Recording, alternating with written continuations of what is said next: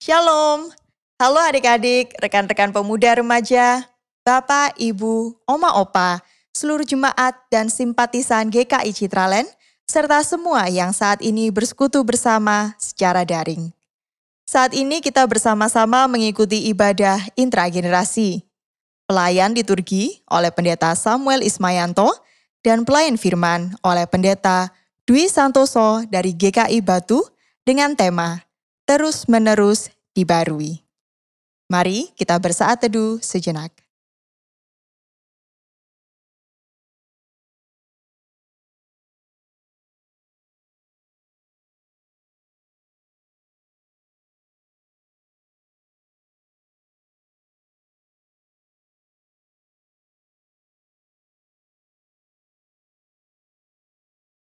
Adik-adik dan jemaat Tuhan terkasih, dimanapun kita berada, Tuhan memanggil kita untuk berkumpul bersama dengan keluarga kita dan merasakan kasih-Nya. Saat kami berkumpul, Roh-Mu bekerja.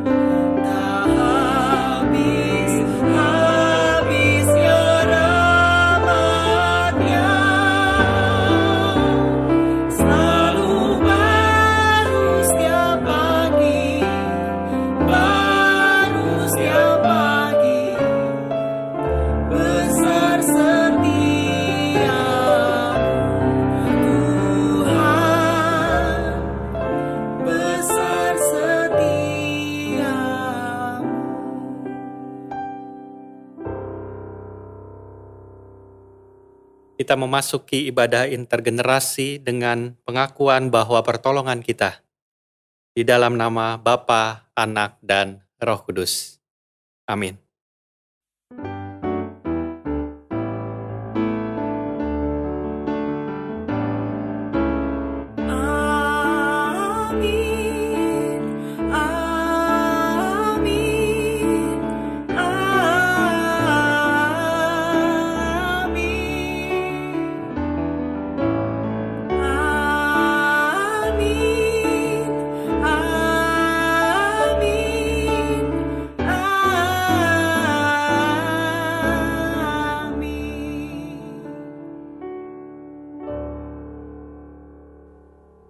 Damai Kristus besertamu.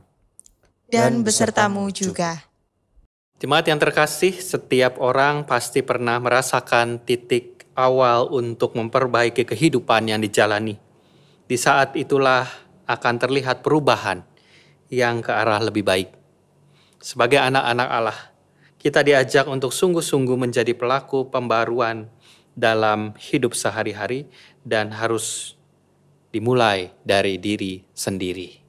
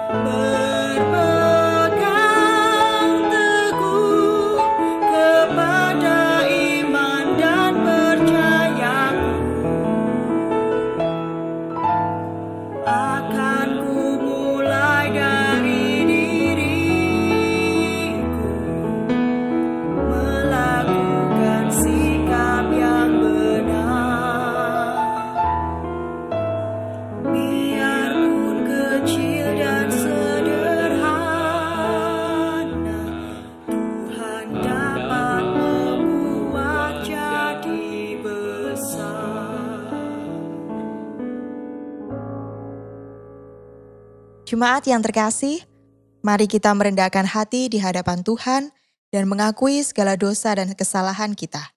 Jemaat diberi kesempatan untuk berdoa secara pribadi.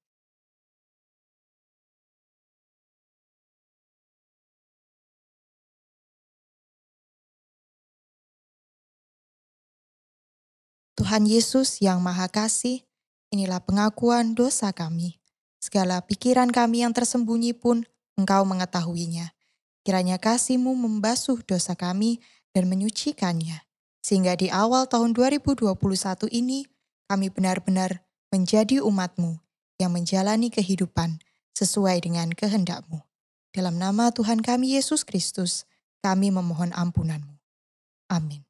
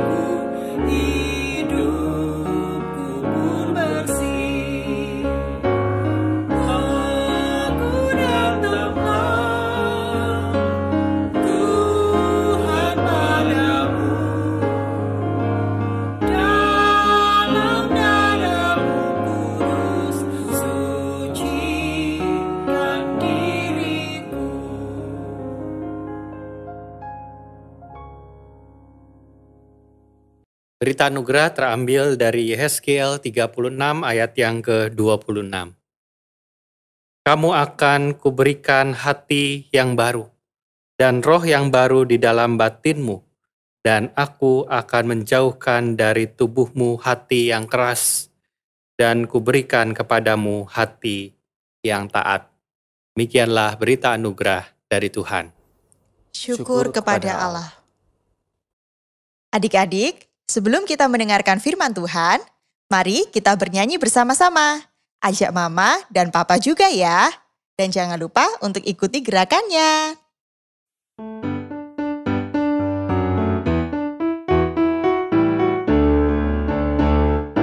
Buka Alkitab, lalu ku baca. Srek, srek, srek, srek, srek. Srek, srek, srek, srek, srek. Firman Tuhan ada di hatiku, ada di langkahku, ada di hidupku, dan terus bertumbuh, sirami jiwaku. Berbuah, berbuah, berbuah, berbuah, berbuah, berbuah, berbuah, berbuah. Oh, buka Alkitab, lalu ku baca. Srek, srek, srek, srek, srek. Srek, srek, srek, srek, srek. Firman Tuhan ada di hatiku, ada di langkahku, ada di hidupku, dan terus bertumbuh, sirami jiwaku. Berbuah, berbuah, berbuah, berbuah, berbuah, berbuah, berbuah, berbuah. Oh,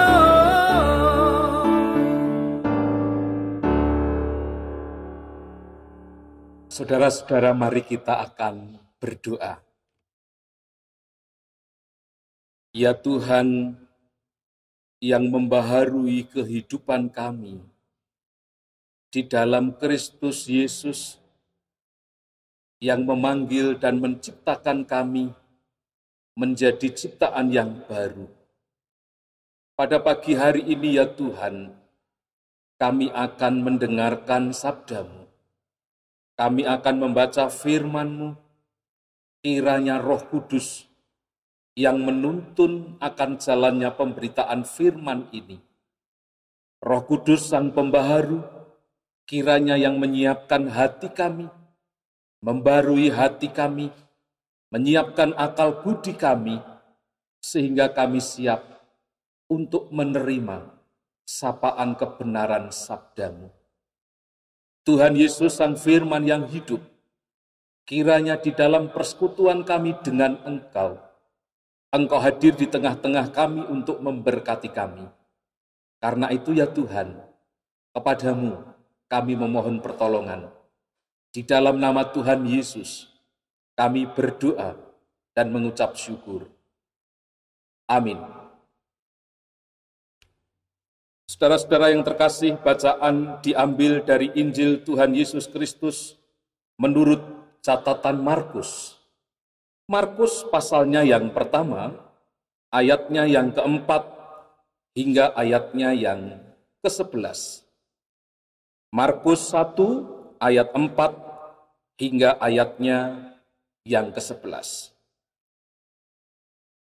Demikianlah Yohanes Pembaptis tampil di padang gurun dan menyerukan, "Bertobatlah dan berilah dirimu dibaptis, dan Allah akan mengampuni dosamu."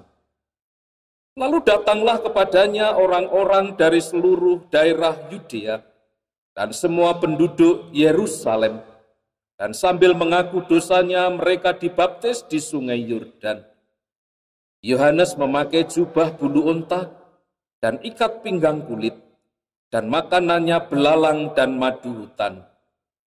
Inilah yang diberitakannya, "Sesudah aku akan datang Ia yang lebih berkuasa daripadaku.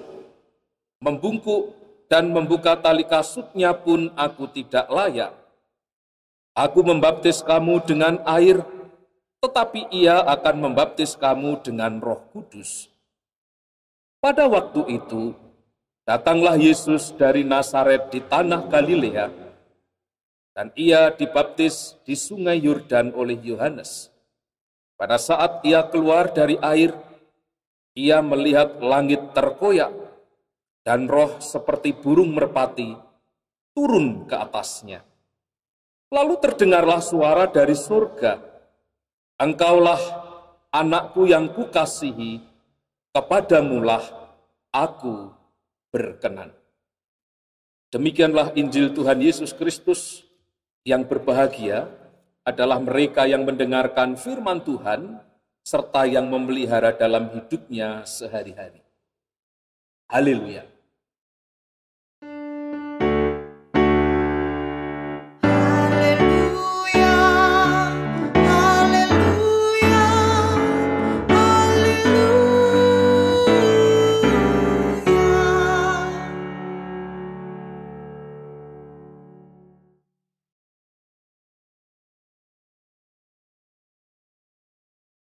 Shalom.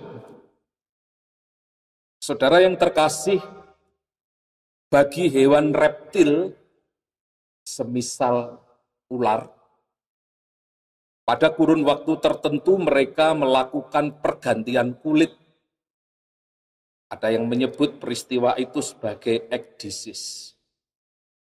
Orang Jawa menyebutnya sebagai nglungsungi. Mengelupasnya kulit bagian luar dan diganti dengan kulit yang sudah tumbuh pada bagian dalam. Proses menungsungi itu, saudara, bertujuan untuk membarui diri. Dan agar parasit-parasit yang mungkin menempel pada kulit bagian luar itu hilang. Sehingga si ular itu menjadi sehat. Ia melepaskan semua kulit bagian luarnya itu. Sama seperti kita, kalau ketika kita melepaskan baju semuanya. Dilepaskan. Dan mengenakan baju yang baru. Dibaharui. Saudara, cara manusia membarui diri tentu bukan dengan lungsungi. Karena kulit manusia bisa terkelupas saat terjadi pergantian sel-sel mati yang ada pada kulit. Manusia memang perlu membarui diri agar tetap sehat, jasmani dan rohani. Pembaruan secara rohani tentu itu berkaitan dengan pembaharuan akal budi. Dan kita di dalam iman kita kepada Kristus, sesungguhnya kita telah diciptakan menjadi ciptaan yang baru. Itu yang disaksikan di dalam 2 Korintus 5 ayat 17. Sebagai ciptaan yang baru kita harus terus dibaharui dan membaharui diri. Pertanyaannya adalah, bagaimana caranya agar kita terus dapat membaharui diri seperti yang diinginkan oleh Tuhan?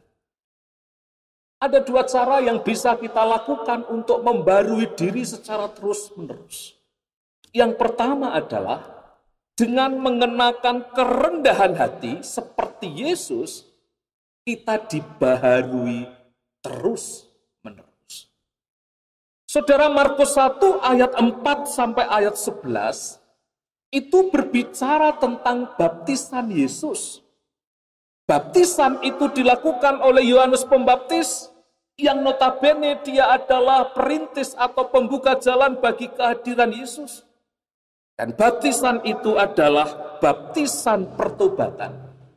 Panggilan kepada semua penduduk Yudea yang jelas itu disebutkan di dalam ayatnya yang keempat. Yohanes Pembaptis berseru, "Bertobatlah dan berilah dirimu dibaptis, dan Allah akan mengampuni engkau." Mengampuni dosa mereka. Saudara, seruan pertobatan ini berasal dari padang gurun. Dan terminologi padang gurun itu menjelaskan tentang banyak hal. Misalnya di dalam perjanjian lama. Padang gurun itu menjelaskan lokasi penggembaraan Israel sebelum memasuki tanah berjanji. Di mana di sana mereka hidup sebagai bangsa budak yang dibebaskan dari Mesir. Dan mereka dituntun akan memasuki tanah terjanji. Hidup di dalam anugerah Allah. Padang gurun, saudara, juga menggambarkan pemurnian. Oleh sebab ternyata tidak semua umat Israel itu bisa memasuki tanah terjanji. Di sana termasuk Musa. Ia tidak masuk di dalam tanah perjanjian itu. Sebab itu, saudara, padang gurun secara metafora menggambarkan Israel dengan kehidupan lamanya. Ketika kemudian mereka akan melintasi sungai Yordan, di sungai itu menjadi gambaran metafora bagaimana mereka dibersihkan, bagaimana mereka dibasuh, bagaimana mereka dibaharui. Dan itu menggambarkan kehidupan yang baru di dalam anugerah Tuhan. Mereka memasuki tanah terjanji sebagai umat yang sudah dibaharui. Proses perubahan berbalik dari kehidupan lama, meninggalkan kehidupan lama, dan berbalik menuju kehidupan yang baru, meninggalkan kehidupan yang lama, melangkah ke jalan yang baru. Itulah jalan di dalam anugerah Allah. Jalan itulah yang disebut sebagai metanoia, yang kita kenal sebagai pertobatan. Jadi di dalam pertobatan itu ada pengakuan dosa, ada penyesalan, dan ada pembaharuan hidup. Komitmen untuk hidup baru. Dan semuanya itu dapat terjadi jika seseorang, jikalau kita semuanya mau mengenakan kerendahan hati, membutuhkan Allah sang pembaharu sejati. Saudara, kalau baptisan Yohanes itu adalah baptisan pertobatan, tentu ada pertanyaan, mengapa Yesus perlu dibaptis? Apakah ia berdosa sehingga perlu dibaptis? Bagaimana Bapak Ibu? Apakah Yesus berdosa sehingga dia perlu dibaptis? Sehingga dia datang ke sungai Yordan mengikuti baptisan Yohanes Pembaptis itu? Saudara-saudara, tentu jawabannya tidak. Yesus tidak berdosa. Sejak praeksistensinya, ia dinyatakan sebagai yang kudus. Misalnya, kita melihat di dalam Lukas 1 ayat 3, di sana menjelaskan berita dari malaikat yang menjumpai Maria. Ketika Maria mau hamil, malaikat itu menjelaskan kepada Maria bahwa anak yang engkau kandung itu berasal dari intervensi kuasa Allah yang maha tinggi. Sehingga anak yang engkau kandung itu, anak itu disebut kudus, anak Allah. Yesus adalah anak yang kudus. Dan bukan itu saja yang menjelaskan bagaimana Yesus dalam keadaan tidak berdosa. Di sepanjang kehidupannya hingga kematiannya, saat ia diadili di hadapan penguasa yang namanya Pilatus. Pilatus yang mewawancarai Yesus, mengadili Yesus itu. Pilatus mengatakan, aku tidak menemukan kesalahan sedikit pun pada orang ini. Apa artinya saudara? Yesus dinyatakan tidak bersalah, tidak berdosa, tidak tercemar hidupnya. Jadi sejak praeksistensinya sebelum kehamilan Maria sampai kematiannya di hadapan malaikat dan di hadapan manusia, Yesus dinyatakan sebagai yang tidak tercemar hidupnya.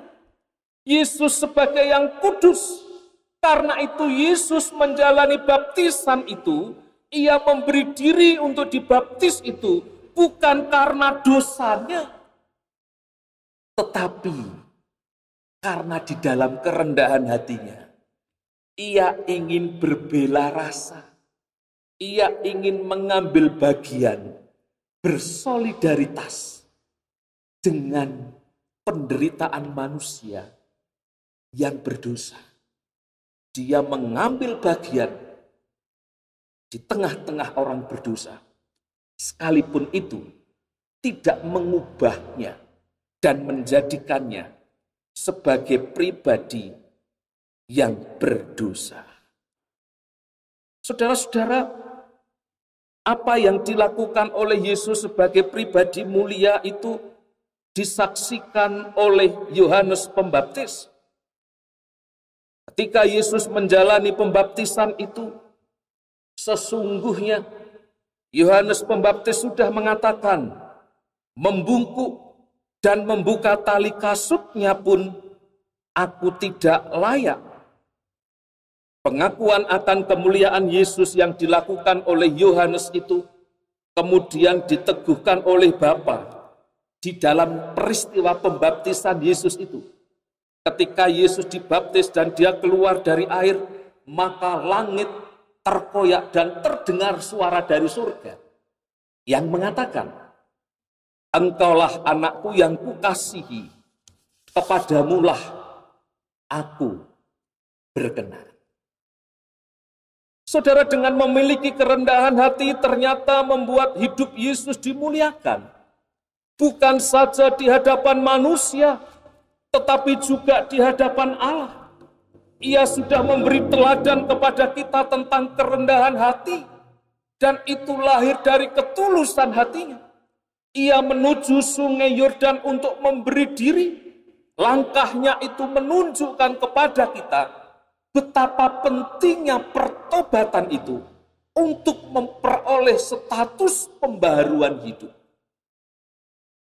Yesus menjalani semuanya itu bukan secara seremonial, ritual belaka, tetapi ia melakukan semuanya itu untuk memberi kesaksian kepada dunia bahwa ia memiliki relasi yang personal dengan Bapa yang bersifat transendental itu.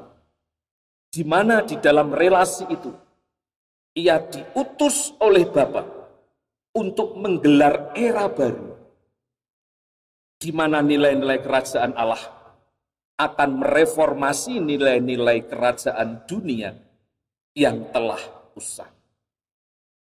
Saudara, jika baptisan itu dimaknai sebagai pintu gerbang untuk memasuki kebaruan hidup di dalam anugerah Tuhan, maka kita mesti meresponinya, peristiwa perjanjian anugerah Allah itu, seperti yang diteladankan oleh Yesus. Ia menyambut memberi diri dalam kerendahan hatinya, mengikuti panggilan Tuhan itu. Sama seperti orang-orang yang ada di Yudea, yang disebutkan di dalam ayat 5, juga bersikap terbuka menyambut anugerah Allah itu. Kata kuncinya adalah, dengan kerendahan hati, hidup kita dibaharui oleh Tuhan, Sang Pembaharu sejati. Yang kedua, saudara, kita membarui diri dengan cara terus melayani. Saudara, dalam ayat 7 Yohanes Pembaptis mengatakan, membungkuk dan membuka tali kasutnya pun aku tidak layak. Saudara, ayat ini juga menjelaskan tentang kerendahan hati Yohanes. Ia menghidupi spiritualitas hamba. Seorang hamba yang hanya hidup untuk melayani kesenangan tuannya. Karena itu ketika Yesus datang kepadanya minta dibaptis, sesungguhnya ia merasa tidak layak dan ia seharusnya yang dibaptis. Sehingga di dalam catatan yang lain, Matius 3 ayat 14, Yohanes mengatakan, akulah yang perlu dibaptis olehmu. Tetapi Yesus menjawab, biarlah hal itu terjadi, karena demikianlah sepatutnya kita menggenapkan seluruh kehendak Allah. Dan akhirnya, Yohanes pun menuruti. Ia melayani Yesus, membaptis Yesus. Sikapnya itu bukan dimaksudkan untuk menunjukkan superioritasnya atas Yesus. Sikapnya itu justru merupakan ketaatannya di dalam melayani tuannya. Dan di dalam pelayanannya itu, ia justru mengalami kesegaran iman. Semangatnya diperbaharui, sebab ia menjadi saksi mata peneguhan Yesus sebagai anak Allah. Pengalaman itu bukan saja memperbaharui hidupnya karena berjumpa dengan Mesias yang ia beritakan, tetapi juga membarui semangatnya di dalam melayani. Dan setelah itu Yesus pergi dan Yohanes Pembaptis masih terus membaptis. Bahkan dia melayani banyak orang dan kemudian dia memiliki banyak murid. Sampai suatu ketika murid-murid Yohanes Pembaptis itu mengunjungi Yesus, berjumpa dengan Yesus, dan kemudian mengikuti Yesus. Apa respon Yohanes Pembaptis? Dia tetap melayani. Dia sadar. Dia tidak menghalang-halangi apa yang akan dilakukan para muridnya. Karena ia paham betul sebagai pribadi yang sudah diperbarui dalam pelayanannya. Tujuan seorang pelayan Yesus itu adalah memperjumpakan banyak orang kepada Yesus. Menjadi pengikut Yesus, mengidolakan Yesus, menjadi anak-anak muridnya Yesus.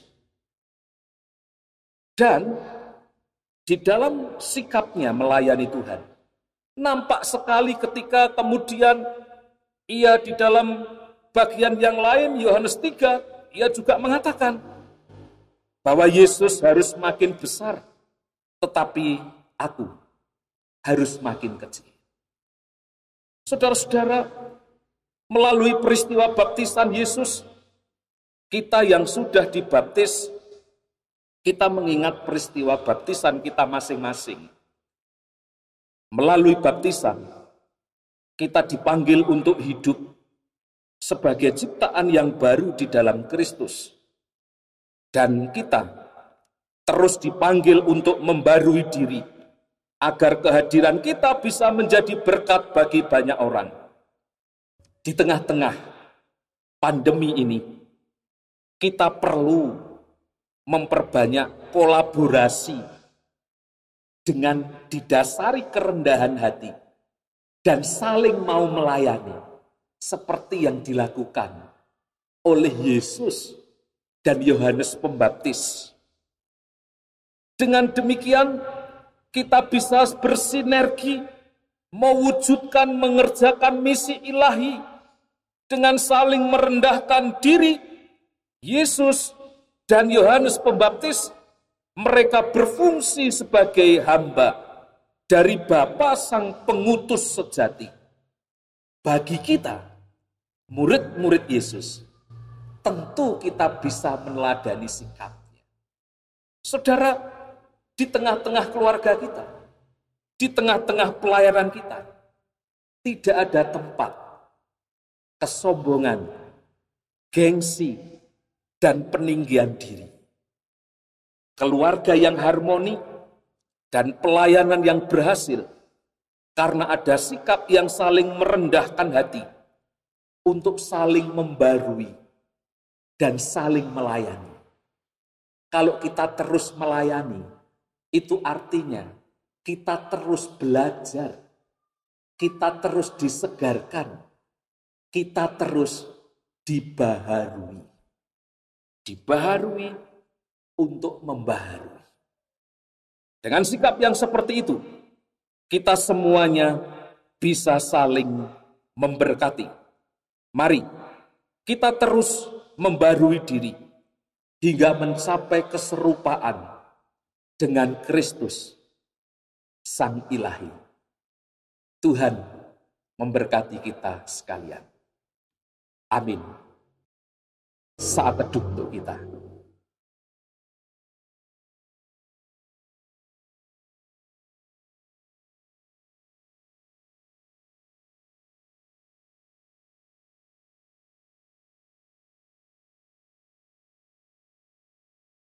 Dengan hati yang tertuju pada Tuhan, mari bersama kita ikrarkan pengakuan iman kita, seturut pengakuan iman rasuli yang berbunyi demikian.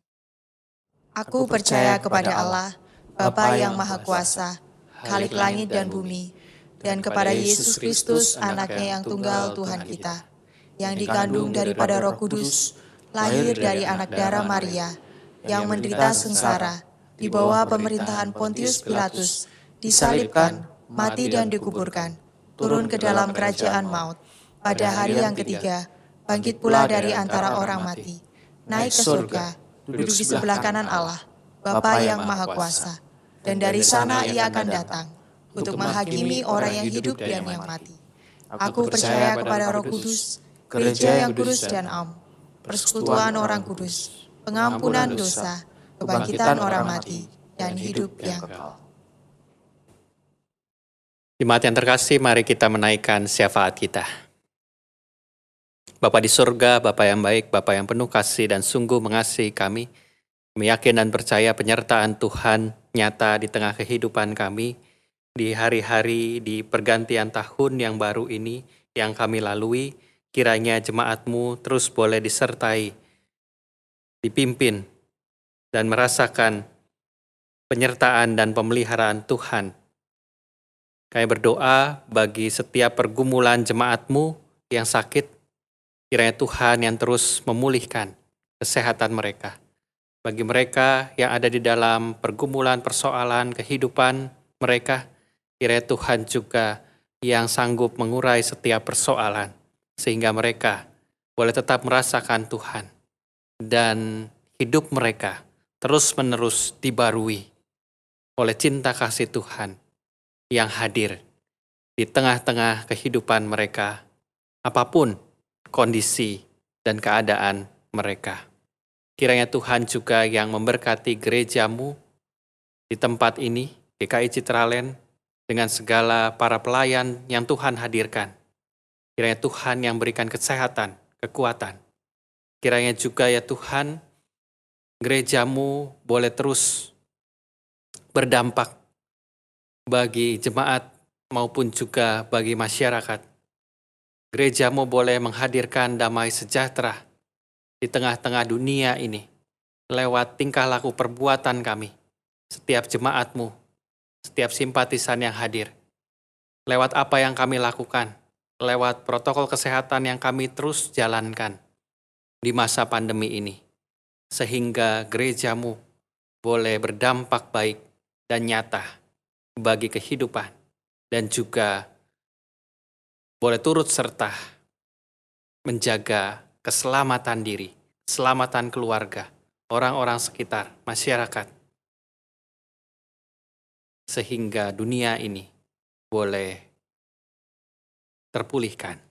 Saya berdoa buat bangsa dan negara kami, kiranya Tuhan juga yang menghadirkan setiap pemimpin-pemimpin dalam hikmat dan kebijaksanaan yang pada Tuhan sendiri. Inilah doa dan permohonan kami yang kami panjatkan hanya di dalam nama Tuhan kami, Yesus Kristus. Amin. Tiba saatnya bagi kita untuk memberikan persembahan sebagai wujud atas rasa syukur kita dari pemeliharaan Tuhan. Persembahan dapat diberikan melalui transfer ke rekening GKI Citraland atau melalui QR Code. Mari memberi dengan sukacita sambil mengingat sabdanya dalam Mazmur 103 ayat yang kelima.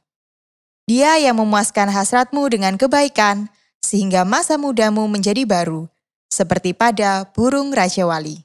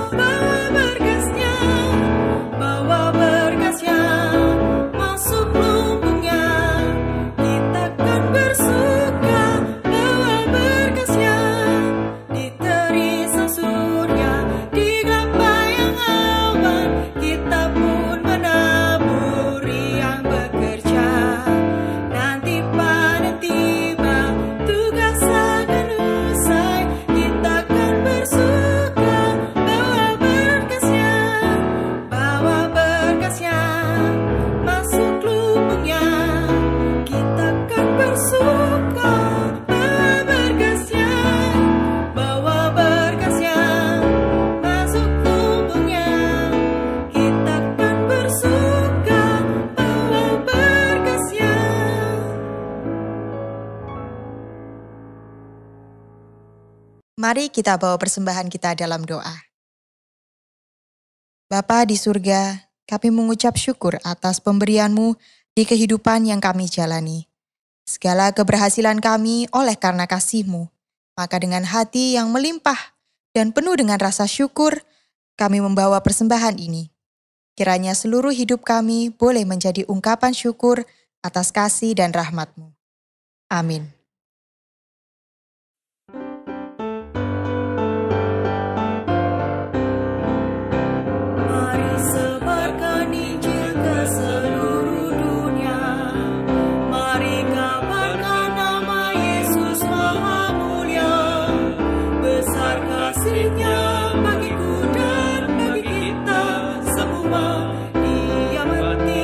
Bagi umat manusia, mari